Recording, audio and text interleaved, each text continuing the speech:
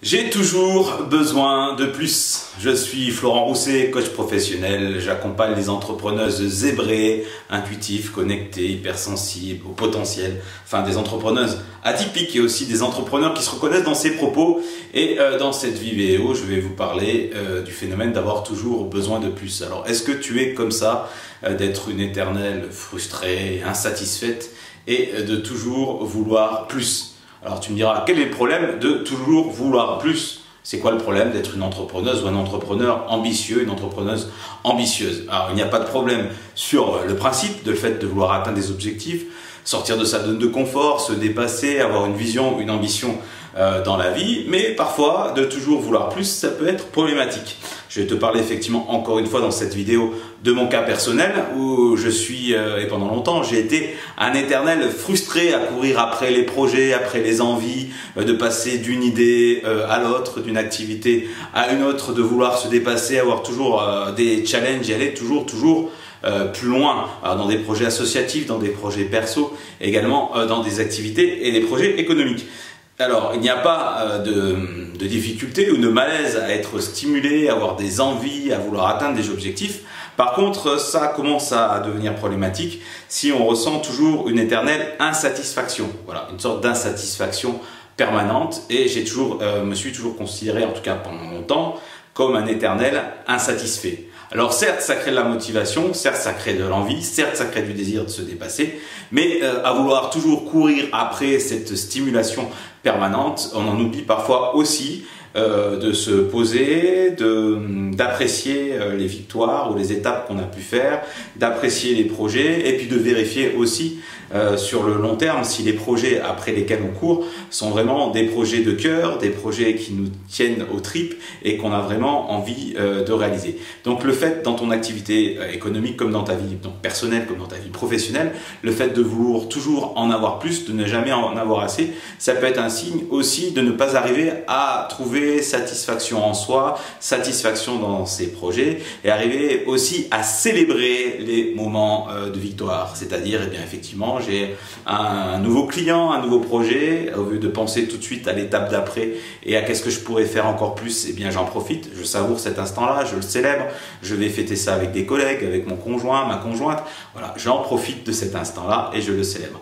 De la même manière que quand on lance un nouveau produit, une nouvelle offre de service, que l'on tente une nouvelle expérience, qu'on organise un événement, eh bien, au lieu de penser toujours au coup d'après, à toujours plus, à toujours mieux, d'avoir plus de clients, plus de chiffre d'affaires, plus de rentabilité, une équipe plus grande, d'utiliser une nouvelle technologie, de lancer un service en plus, de faire une animation en plus, etc.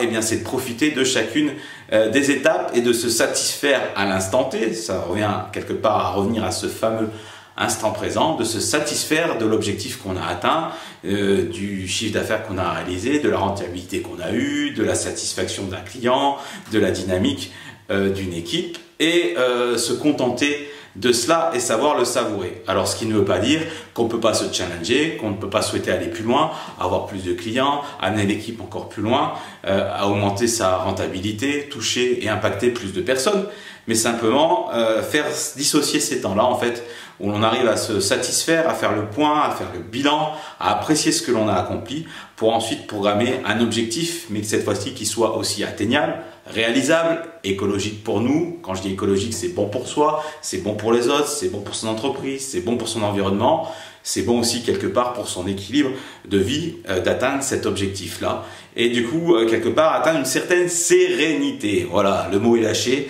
Trouver une sérénité en soi, dans sa vie personnelle, comme dans sa vie professionnelle, ne veut pas dire renoncer à ses ambitions, renoncer à ses objectifs, simplement de ne pas se sentir frustré, insatisfait, souvent du fait de ne pas atteindre à la vitesse que l'on souhaiterait ces objectifs-là.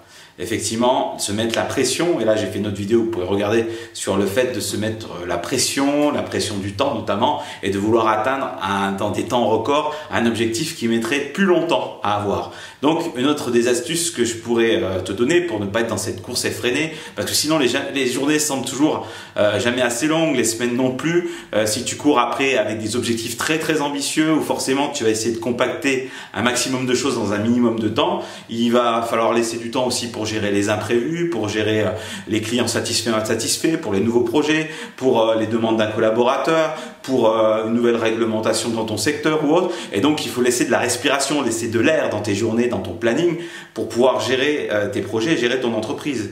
Et si tu as compacté un maximum de choses dans un minimum de temps, forcément, tes journées seront à rallonge, tu n'auras plus cette bouffée d'oxygène, cet air-là, pour pouvoir penser à tes projets, pour pouvoir cultiver ta vision, pour pouvoir anticiper les choses, etc. Et donc, tu vas te retrouver quelque part acculé et en plus sous la pression des contraintes de temps que tu te seras aussi imposé. Donc voilà, il est important d'arriver à prendre un peu de discernement, à prendre du recul. Et puis donc tout cet enchevêtrement de choses fait que tu peux te sentir effectivement insatisfait et finalement avec jamais la sensation d'arriver à tes fins et jamais le fait d'arriver jusqu'au bout et de se sentir tout le temps voilà, éternellement frustré ou insatisfait.